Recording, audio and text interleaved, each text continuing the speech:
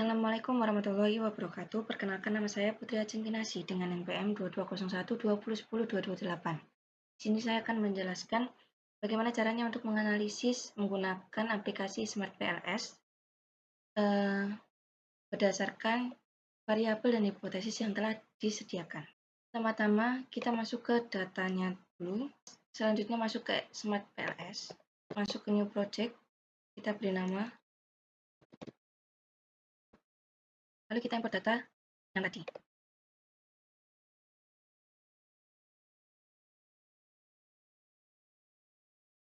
Import.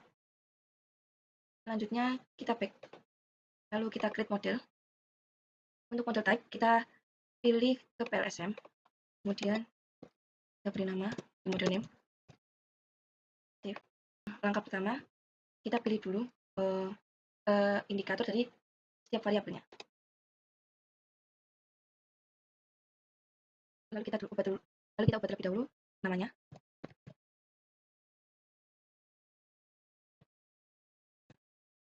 Selanjutnya untuk employer retention.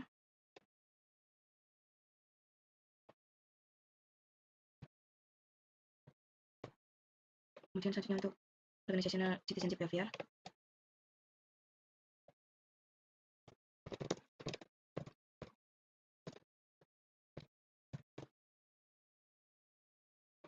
Lalu ke communication.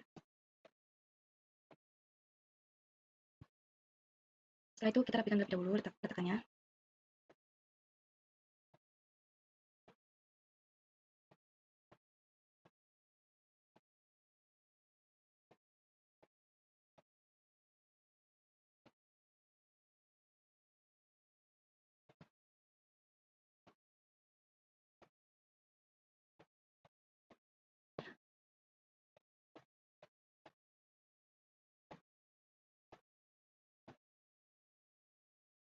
Lalu untuk menghubungkan dari masing-masing variabel sesuai dengan hipotesis, kita pilih connect. Kemudian kita hubungkan transformational leadership ke organizational.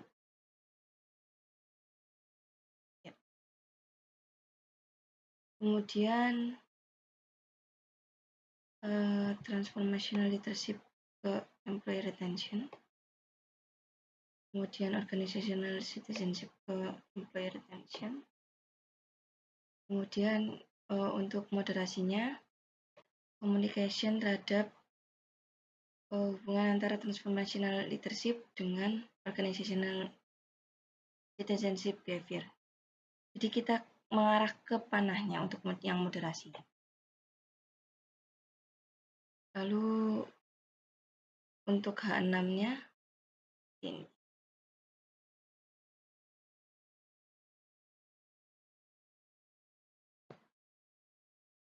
Lalu kita rapikan.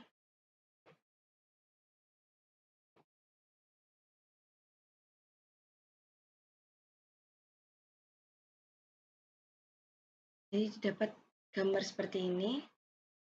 Setelah itu kita masuk ke calculate. Kita pilih PLSM algorithm. Lalu kita start calculation.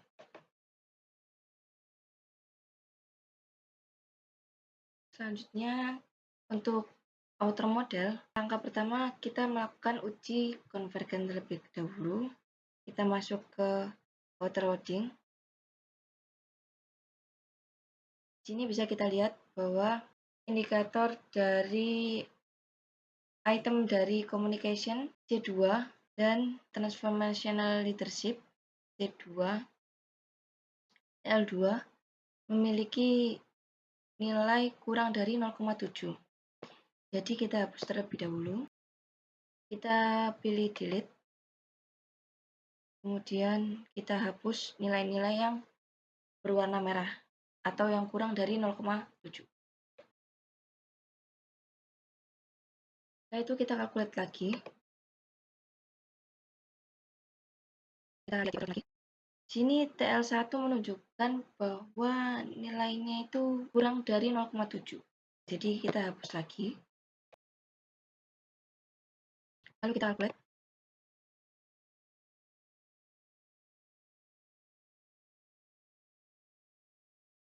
Kita lihat lagi outroutingnya.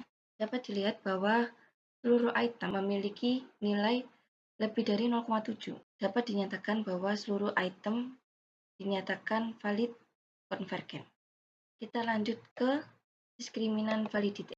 Di sini kita masuk ke quality criteria, kemudian diskriminan validity, kemudian kita ke kernel akar. Di sini dapat kita lihat bahwa nilai akar AV lebih besar dibandingkan dengan nilai dari antar konstruk lainnya. Maka dapat dinyatakan bahwa penelitian ini memenuhi kriteria atau valid diskriminan.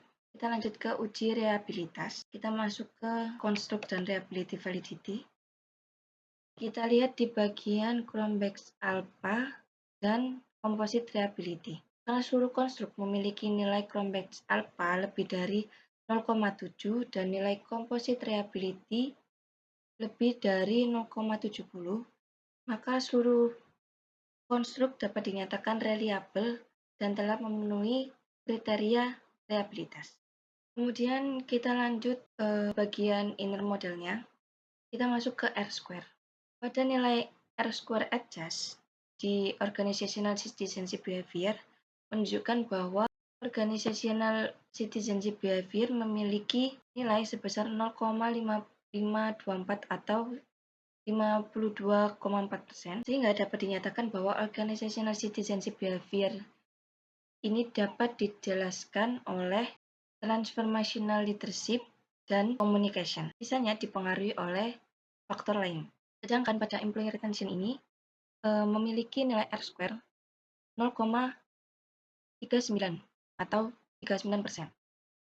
Hal ini dinyatakan memiliki nilai yang moderate atau sedang. Ini dapat dinyatakan bahwa variasi dari employee retention dapat dijelaskan oleh transformational leadership, organizational citizenship behavior, communication, atau dengan kata lain, model ini mampu menjelaskan retensi karya secara moderat. Selanjutnya kita masuk ke F-square untuk melihat effect size. Di sini dapat dilihat bahwa leadership terhadap organizational citizenship behavior memiliki nilai yang moderate, maka dapat dinyatakan bahwa pengaruhnya terhadap organizational citizenship behavior cukup kuat. Selanjutnya, transformational leadership terhadap employee retention memiliki nilai 0,142. Nilai ini dikategorikan moderat. Dinyatakan bahwa transformational leadership terhadap employee retention pengaruhnya lebih lemah dibandingkan dengan organizational citizenship behavior. Lalu kita lihat pada organizational citizenship behavior terhadap employee retention memiliki nilai 0,002, di mana nilai ini dianggap lemah karena kurang dari 0,02. Maka dapat dinyatakan bahwa organizational citizenship behavior secara langsung memberikan pengaruh yang lemah terhadap employee retention. Dari hasil transformational leadership terhadap employee retention dan transformational leadership terhadap organizational citizenship behavior dapat dinyatakan bahwa peran organizational citizenship behavior sebagai mediasi bersifat lemah. Selanjutnya untuk communication dan transformational leadership ini, organizational citizenship behavior memiliki nilai 0,027. Dapat dinyatakan bahwa komunikasi mampu memoderasi hubungan transformational leadership terhadap organizational behavior terhadap employee retention memiliki nilai 0,008. Karena memiliki nilai kurang dari 0,02, maka nilai ini dapat dinyatakan lemah.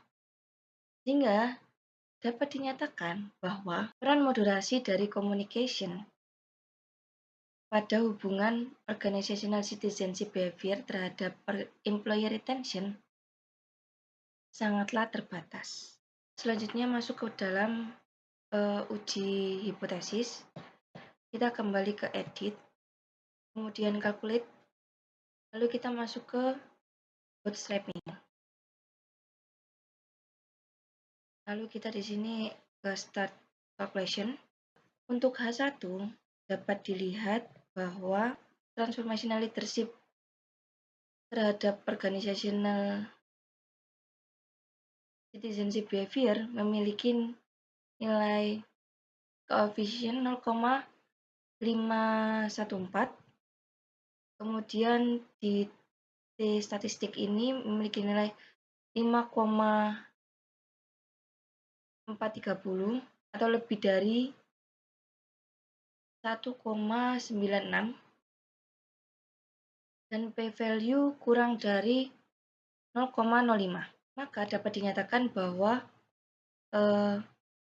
transformational leadership pengaruh positif dan signifikan terhadap organizational citizenship behavior dan H1 diterima. Pada transformational leadership terhadap employee retention. Di sini nilai koefisien menunjukkan 0,470, nilai T statistik lebih dari 1,96 dan p-value kurang dari 0,05. Maka dapat dinyatakan bahwa transformational leadership berpengaruh positif dan signifikan terhadap employee retention. Maka H2 diterima. Untuk H3, organizational citizenship behavior terhadap employee retention memiliki nilai koefisien 0,055.